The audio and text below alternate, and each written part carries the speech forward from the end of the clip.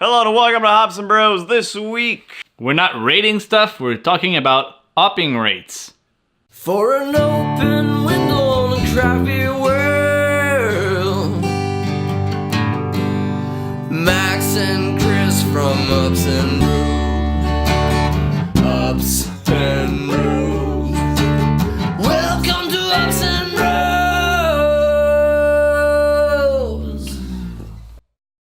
as a first, a word from our sponsors, Ecos Brewery Management Software. It's a great way to manage your brewery. They've got a bunch of very colorful displays where you can follow your ingredients throughout the whole process of being brewed and also being accounted for, which is one of the big things as a brewer. You always want to account for what kind of liquid you're producing.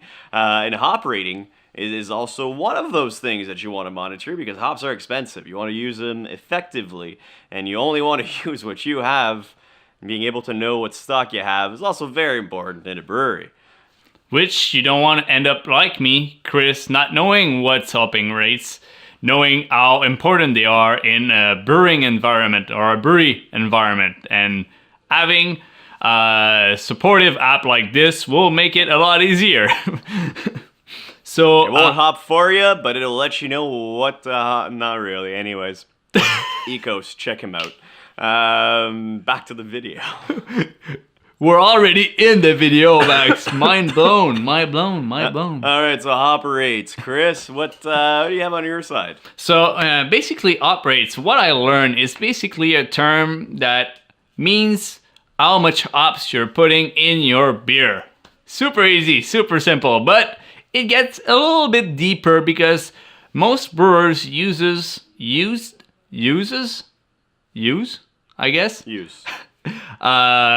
this kind of recipe. So how many pounds per barrels in a beer in general. So I made some research. I found a lot of great articles about hops in general and dry hopping, which felt like the videos we already done. But hopping rates, what I wanted to hear about it is why and how high you can go with hopping rates. So I try to kind of like chime into this one, and I found some articles speaking that roughly breweries usually in dry hopping uses a hopping rate ranging from 1 to 2.5 pounds per barrel.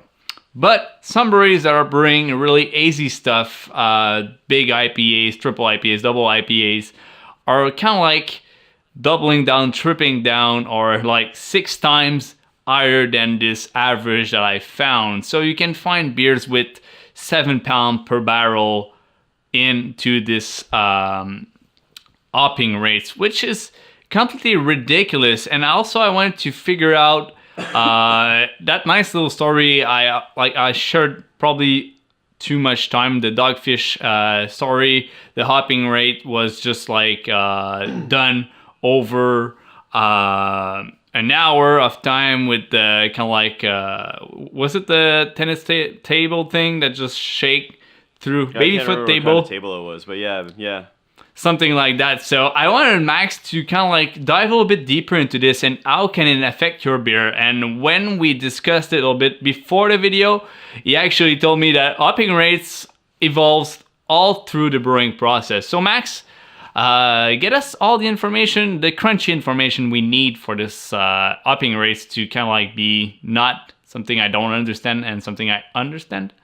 All right, so hopping rate, the simple, as you said, simplified version is basically the amount of hops you add per liquid. That's kind of the definition of a hopping rate. Now, naturally, you add hops that pull different places in the process, such as beginning a boil for your bittering hops, later in the whirlpool if you want some more flavors from it, and in your dry hopping. So depending on how much hops you add in any single one of those steps, you're going to extract some flavor, some bitterness from that hop. To go back to Dogfish Head, completely useless. It's a cool gimmick, 100% a marketing ploy, because you're not going to extract more in that second difference of when the hop is hitting your liquid. If anything, you're making it very complicated to just add your bittering hop that you want to get exactly that percentage, and then add your whirlpool hop or add a mid hop to get some flavors, and then leave it at that. The fact that they were going from one end to the other, it's a marketing ploy. Okay. I'm sure at first they thought it was going to add something. It doesn't. And I'm sure if you go right now, they probably don't do it anymore. Or if they do, it's for that one beer, and it's just because of the legend of that hopping rate. Now you're just like destroying all my dreams about one time visiting Dogfish. Like for me, man, I could destroy a lot more than just your dreams, Chris. Thanks, Max. Thanks. Hopping rates also are affected. You spoke a little bit by the addition and how much time the hops are sitting in the whirlpool. But the temperature affects a lot the hopping rate. So a lot of New England IPA brewers. Yes. Officially, the only way to isomerize alpha acids is by boiling. So technically, as soon as it's done boiling, you're not extracting any more bitterness. That's not true either, because as your whirlpool's going, it's still pretty high in temperature, and you're still going to extract some bitterness. Something else I wanted to add about that whole thing as well. I forget now. I can jump on to the rates and bitterness. Yeah, go for it, Chris. Yeah, right in the end of your fermentation, once like your fermenter is a little bit cooler and you're kind of like getting rid of all that dead yeast at the same time, is a great time to hop on with your juicy hops, because you can extract a lot more of that little acid in there that really pushes those flavors up. I don't have the right name for it, but I read a great article about it. Like it has a graph and all that. Yeah. Citrus aloid. Yeah. Something like that. Okay. Yeah, there's a weird name for it. I read it. Citrus aloid.